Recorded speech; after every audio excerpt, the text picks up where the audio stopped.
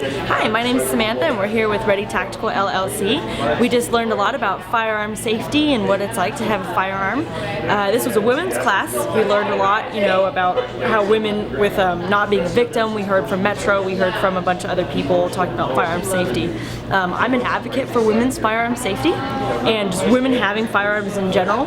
I started with firearms when I was really young. I grew up hunting with my father and that kind of thing. He always wanted a boy but didn't get one, so he treated me as I was his son. So I was hunting, I was always around firearms. Now I manage his gun store, and so I'm around firearms every day. And I decided to become more involved with firearms because I don't want to be a victim. Our society today, it's all about, not all about, but there's a lot of violence, a lot of crime, a lot of things that you can't control.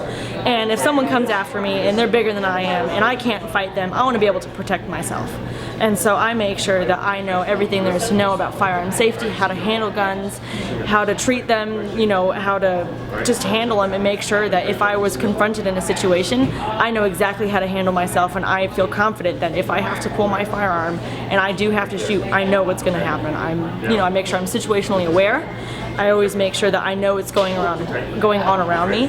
I do teach women's classes as well that have to do with teaching women firearm safety, because a lot more women are getting involved with guns and with them because they also don't want to be victims. There's been so much violence against women being victims and women not just paying attention or not being able to defend themselves. So now they're taking a stance and saying, you know what, no, I'm going to defend myself. I'm going to buy a gun. I'm going to be aware. I'm going to make sure that if someone tries to come after me, I'm ready, and I'm going to make sure that I'm going to have the knowledge to know what's going to happen if this situation does come.